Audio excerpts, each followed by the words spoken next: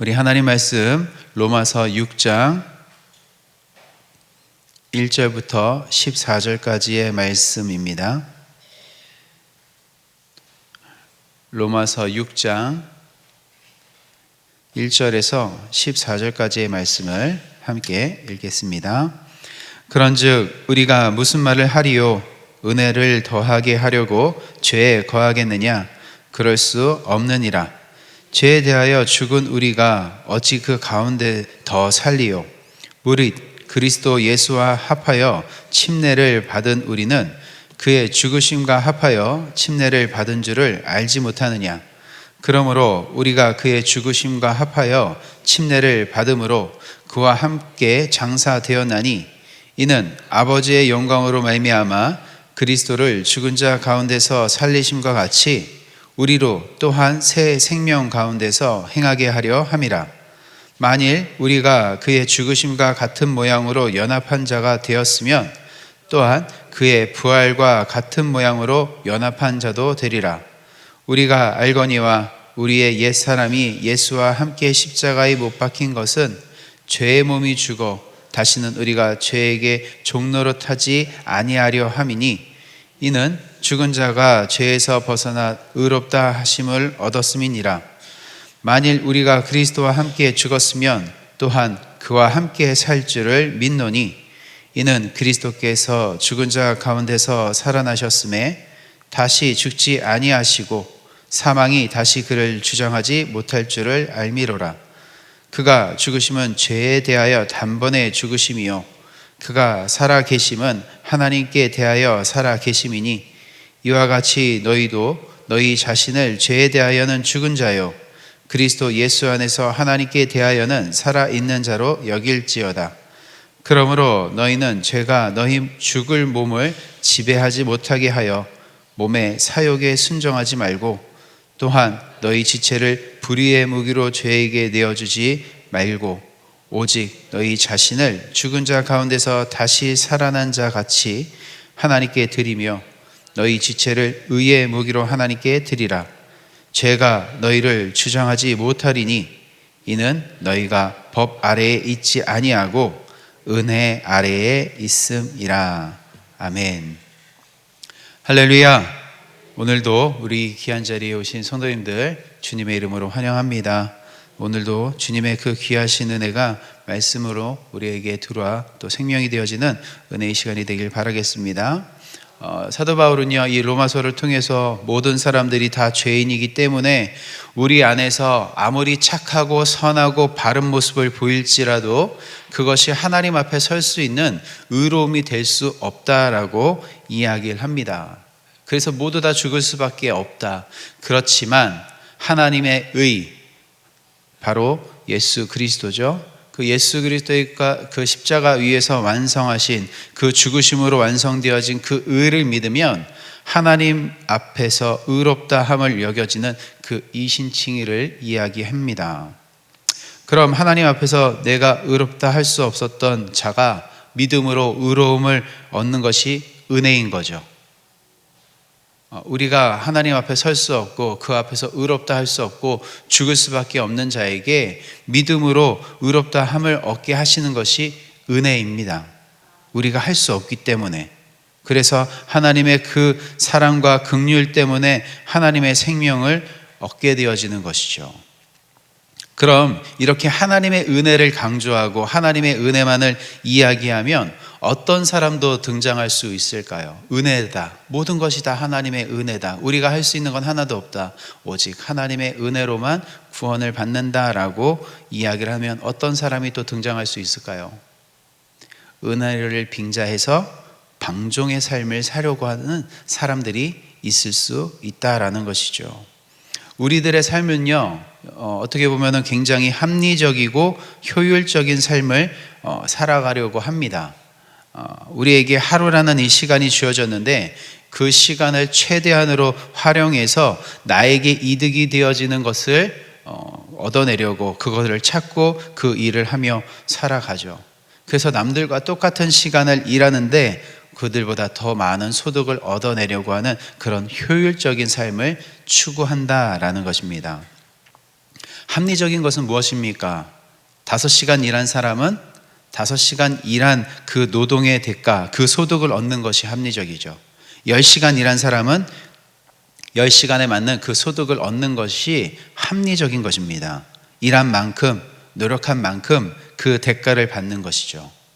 그리고 여기에 같은 시간을 일하지만 소득을 더 많이 얻어내려고 하는 것, 그것에 집중하고 좋은 결과를, 더 좋은 결과를 만들어내는 것이 효율적인 것입니다.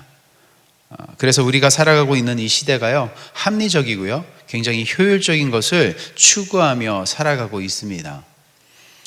그리고 이런 생각은요, 로마에 있었던 사람들도 마찬가지입니다. 옛날 사람들이라고 해서 다르지 않아요. 로마는 그 시대를 주도해 가면서 합리적인 것과 효율적인 것을 추구하며 살아가는 시대였습니다. 그러니까 그 안에 살아가는 사람들도 합리적이고 효율적인 것을 추구한다라는 것이죠. 즉 인과응보식의 개념을 가지고 살아가는 것입니다. 그런데 그런 그들에게 하나님의 은혜를 전해주고 있는 것이죠. 하나님의 은혜다. 우리가 다 죄인이고 그 안에서 의로운 것이 나오지 않는다. 오직 예수 그리스도를 믿어서 의롭게 되어 구원을 받게 된다. 이 하나님의 은혜를 전해준 거죠. 그런데 이 말씀을 잘 받아들이는 사람도 있지만 더러는 하나님의 은혜를 쉽게 이해하지 못하는 것이죠. 합리적이고 효율적인 것을 생각하다 보니까 우리가 다 죄인이고 의로운 게 하나도 없는데 예수를 믿으면 된다고? 그게 가능한 거야? 라는 거죠. 우리가 잘 알고 있는 포도원 품꾼 비유가 있습니다. 포도원 주인이 이른 아침에 나가서 한 데나리온을 약속하고 품꾼을 데려와 일을 시키죠. 오전 9시에 나가고 오전 12시에 또 오후 3시에 또 오후 5시에 이렇게 각각 사람들을 불러와 일을 시킵니다. 그리고 하루의 일과가 맞춰진 다음에 품삯을 이제 정산해 주는데 가장 늦게 온 사람부터 그 품삯을 정해 주는 거죠. 그리고 가장 늦게 온 사람에게 몇 데나리온을 주십니까? 한 데나리온을 줘요. 그리고 그 다음에 늦게 온 사람한테도 똑같이 한 데나리온을 줍니다. 주인의 이런 모습을 보고 있었어요. 그래서 일찍 와서 일했던 사람들은 무엇을 기대할 수밖에 없었을까요? 나는 그보다 더 많이 받을 수 있겠구나라는 것을 기대했을 것입니다. 그리고 그런 기대감을 가지고 주위 포도원 주인에게 갔는데 정작 자기에게 돌아온 것은 얼마였습니까? 똑같이 한 데나리온이었거든요. 늦게 와서 일한 사람이나 일찍 와서 일한 사람이나 똑같이 한 데나리온을 받았습니다. 그러자 일찍 온 사람들이 포도원 주인에게 불만을 표시하죠. 왜? 아니 어떻게 지금 오후 5시에 와서 1시간밖에 일하지 않은 사람하고 아침 9시에 와서 9시간 일한 나하고 어떻게 품삯이 같냐라는 거죠. 이거는 합리적이고 효율적인 면에서 봤을 때 부당하다라는 것입니다. 합리적인 측면에서 봤을 땐 당연히 부당하죠. 1시간 일한 사람하고 9시간 일한 사람하고 똑같이 대우를 하고 있으니까 부당한 처사다라는 것이죠. 일이 없었던 자에게 일을 제공해 주고 하루를 살아갈 수 있는 그 품삯을 준 그 주인의 은혜는 생각하지 않고 어떻게 저 사람과 내가 일했는데 이렇게 다르게 일을 했는데 어떻게 똑같이 대우해 줄 수 있습니까? 은혜를 받아들이지 못하는 것. 여기서 가장 효율적인 사람은 누굴까요? 여기서 가장 효율적인 사람은 맨 마지막에 온 사람이죠. 1시간 일하고 가장 늦게 와서 오후 5시에 와가지고 일한 사람이 효율적인 거예요.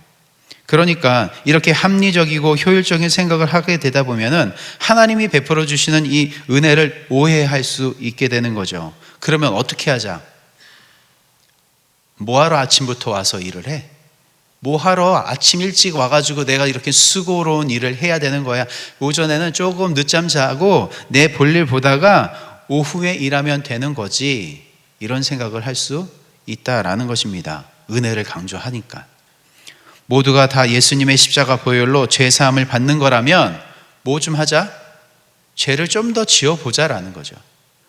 은혜로 되는 거라면 죄를 좀 짓다가 나중에 좀 더 믿으면 되는 거 아니야 라는 거죠. 그리고 앞서 5장 20절에 이렇게 이야기하고 있습니다. 율법이 들어온 것은 범죄를 더하게 하려 함이라. 그러나 죄가 더한 것에 뭐가 넘친다고요? 은혜가 더욱 넘친다라고 말하고 있어요.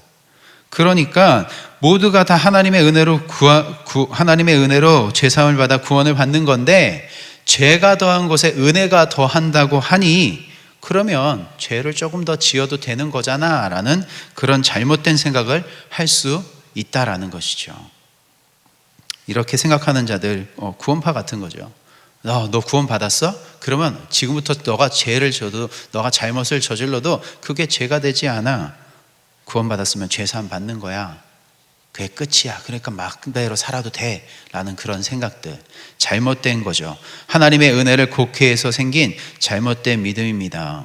내가 선행을 하지 않아도, 율법을 지키지 않아도, 윤리 도덕적으로 마음대로 살아도 믿음으로 구원을 받는 거니까, 은혜로 구원을 받는 거라면 내가 그거를 지킬 필요가 없겠네, 율법 지키지 않아도 되겠네. 아니, 오히려 죄를 뛰어넘는 그 은혜를 넘치게 얻는 거라면 죄를 더 지으면 되겠네 라는 생각을 할 수 있다라는 것이죠.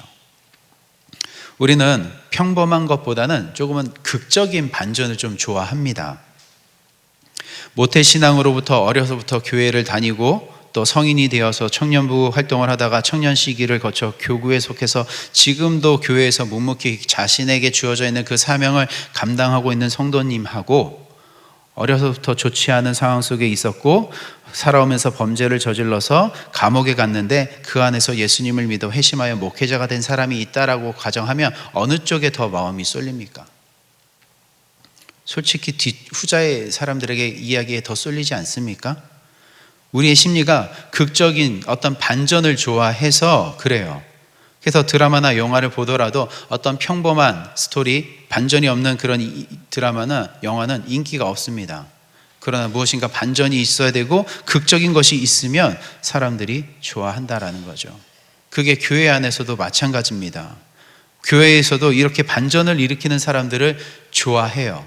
그리고 그 사람들을 불러와서 그들의 이야기들을 듣고 그들의 이야기에 매료가 되는 거죠. 그리고 심하면 그들이 하는 말에 무조건적으로 받아들이고 있는 것이죠. 특히나 우리가 이렇게 교회에서 연예인이나 유명 인사들이 온다 그러면 마음 가운데 어떤 기대감들이 있지 않습니까? 저 사람은 어떤 반전이 일어난 거야, 어떤 것들이 있었던 거야, 다들 기대하고 그 이야기에 귀 기울이려고 합니다. 그런데 어려서부터 이 부모님 손에 이끌려서 교회에서 자라 지금도 변함없이 예배의 자리에서 예배를 드리고 있는 성도님들, 우리 청소년들, 우리 청년들, 그들의 이야기에 별로 관심 없어요. 우리 왜 반전이 없거든요. 계속 이렇게 순하게 왔거든요. 근데 반전의 이야기들을 우리 너무나도 좋아한다라는 것입니다. 그러면 그렇게 극적인 반전을 이루어낸 그들의 믿음은 대단한 것이고, 어려서부터 아무런 그런 반전 없이 지금까지 무탈하게 온 그들의 믿음은 별겁니까? 똑같은 거거든요. 다르지 않습니다. 그런데 우리는 어떤 반전을 기대하고 그런 반전을 일으킨 분들의 삶을 부러워할 때도 있다라는 거죠. 때로는 왜 나는 어려서부터 믿는 부모님 밑에서 태어나서 유아 세례를 받아야 됐었고 하기도 싫었는데 부모님 등살에 밀려가지고 임원반, 성가대, 찬양팀 봉사했다가 이 자리까지 있었는데 나는 왜 저들이 저렇게 저질러 봤던 그런 어둠의 세계, 그걸 한 번도 경험해 보지 못했을까? 세상에 빠져서 좀 이탈이라는 것을 해보고 왔으면 좀 좋았을 텐데 꼼짝없이 교회에 붙어서 세상의 맛을 보지 못하고 있네 하면서 그들을 부러워하고 있지는 않느냐라는 것이죠. 그런데요, 그렇게 반전을 일으킨 사람들, 어둠에 있다가 빛으로 나온 사람들의 그런 모습을 하나도 부러워할 필요가 없다라는 것입니다. 죄가 더한 것에 은혜가 더욱 넘친다는 것은 빛과 어둠이라는 것을 극명하게 더욱더 대비해서 말하는 것이지 죄를 더 지으라는 것은 아니다라는 것이죠. 어둠에 오래 있었다, 죄에 오래 있었다, 그게 자랑거리가 되어야 되고 그게 부러워할 이야기가 될 수 없다라는 것입니다. 죄가 우리에게 유익을 줍니까? 죄에 계속 거하면 그게 좋은 것입니까? 아니에요. 죄는 오직 하나님의 은혜를 드러내는 도구일 뿐이지 그 죄악된 삶, 어둠의 삶이 멋있어 보이고 그 삶을 동경해서는 안 되는 것입니다. 죄를 쫓아서 죄 안에 머물러 있을 이유는 전혀 없다라는 거죠.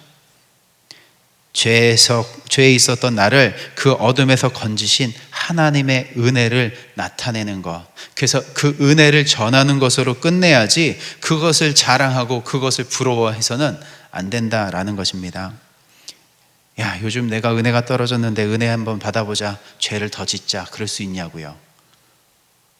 없잖아요. 그래서 6장 1절 2절에 이야기하는 거예요. 그럴 수 없다라고. 죄를 더하겠느냐? 안 된다라는 것입니다. 그러면 그 은혜 안에 그 의롭다 함은 입은 자들은 그러면 어떻게 살아야 되느냐? 14절에 이야기하는 거죠. 죄가 너희를 주장하지 못하리니 이는 너희가 법 아래에 있지 아니하고 은혜 아래에 있음이라. 죄가 나를 주장하지 못하도록 살아가라라는 것입니다. 내가 하나님의 은혜 아래에 있음을 믿고 살아가라라는 것이죠. 우리가 다 죄인의 자리에서 시작했기 때문에 예수님을 믿는다고 그런 죄악들이 우리 안에서 완전히 사라지는 게 아니죠. 우리들의 삶의 모습 안에서도 꿈틀꿈틀대고 있습니다. 내 안에 여전히 죄악된 습성들이 남아 있어서 내 안에서 지금 계속 꿈틀꿈틀거리고 때로는 밖으로 표출되기도 하는 거죠. 그렇지만 죄가 나를 주장하지 못하는 것은 어떡하라고요? 내가 하나님의 은혜 아래 있음을 믿으며 살아가라라는 것입니다. 그게 죄가 나를 지배하지 못하는 거예요. 그게 죄가 나를 통치하지 못하게 하는 것입니다. 그거는 내 삶에서 이런 죄악된 모습들이 나타나지 않고 없어져서가 아니라, 바르게 살아서가 아니라 예수 그리스도를 믿는 그 믿음으로 살기 때문에 죄가 나를 다스리지 못하는 삶이 된다라는 것입니다. 우리가 성화라고 하죠. 바르게 살아야 됩니다. 그러나 그렇게 살아간다고 해서 죄가 나를 다스리지 못하는 게 아니라는 거죠. 오직 하나님의 은혜가 하나님의 생명에 있기 때문에 죄가 나를 다스리지 못한다라는 것입니다. 그래서 4절에 이야기합니다. 그러므로 우리가 그의 죽으심과 합하여 세례를 받음으로 그와 함께 장사되었나니 이는 아버지의 영광으로 말미암아 그리스도를 죽은 자 가운데서 살리심과 같이 우리로 또한 새 생명 가운데서 행하게 하려 함이라. 예수 그리스도와 함께 십자가에 죽었기 때문에 더 이상 죄가 우리를 다스리지 못하는 것입니다. 그리고 이제는 예수님의 부활하심이 누구의 부활이 되는 거예요? 저와 여러분들의 부활이 되는 것입니다. 저와 여러분들의 생명이 되는 것입니다. 그래서 믿는 자는 하나님의 은혜가 어떤 것인지를 알고 믿어 죄가 나를 주장하지 못하도록 믿음으로 살아가는 것입니다. 그 믿음으로 살아가는 여정 가운데 우리는 뭘 하는 거예요? 거룩하게 구별되어 있는 착한 행실이라는 것을 우리는 하면서 살아가는 거예요. 그것 때문에 우리가 의로워지는 게 아니지만 우리를 구원하신 하나님의 그 은혜를 알기 때문에, 그 은혜를 믿기 때문에 삶의 행실을 조금 더 조심해 가면서 살아가는 것이죠. 노력하는 것입니다. 그래서 그 나의 노력 때문에 내가 이제는 죄의 지배를 받지 않고 있구나, 그런 마음이 아니라 나는 은혜 아래에 있기 때문에, 예수 그리스도를 믿는 그 믿음 때문에 죄의 지배에 있지 않아 라는 믿음으로 살아가야 된다라는 것입니다. 그러기에 오늘도 죄가 나를 지배하지 못하도록 몸의 사욕에 순종하지 말고 오직 나에게 생명 주신 그 예수 그리스도를 믿는 믿음으로 살아가실 수 있는 그 귀한 날이 되시기를 주님의 이름으로 축원드립니다. 기도하겠습니다. 주님, 오늘도 우리가 은혜 아래에 있습니다. 그 귀한 은혜가 우리를 살리는 은혜인 것입니다. 아버지 하나님, 그 은혜를 더하기 위해서 우리가 죄 아래에 있었다라는 것을 깨닫게 해주시고 그 죄에 거했던 자를 빛의 자녀로 만들어주신 그 귀한 은혜를 기억하게 해주십시오. 잘못된 생각으로 아버지 하나님 어둠에 더 거하려고 그 죄를 지으려고 하는 그런 모습들을 우리 삶에서 제거해 주시고 아버지 하나님, 오직 내가 하나님의 은혜 아래 있음을 믿는 그 믿음으로 살아가게 하여 주십시오. 나는 예수 그리스도와 함께 그 십자가에서 함께 죽었고 그 위에서 아버지 하나님 같이 부활의 그 영광에 참여한 자가 되었습니다. 이제는 죄에서 벗어나 의롭다 함을 얻는 자 되었사오니 그 믿는 믿음으로 아버지 하나님 승리의 삶을 살아가게 하여 주십시오. 우리 가운데 아버지 하나님 여전히 죄악된 모습들이 있지만 그 모든 것들을 뛰어넘는 하나님의 사랑과 은혜와 긍휼을 아버지 내가 경험하며 살아갈 수 있는 복된 날이 되게 하여 주시옵소서. 그 귀한 날 가운데 하나님의 공급하심으로 살아가는 날이 되게 하여 주시고 하나님의 보살핌 안에서 우리의 삶이 사라져 갈 수 있도록 모든 것을 주관하여 주십시오. 감사드리며 예수님의 이름으로 기도드립니다. 아멘.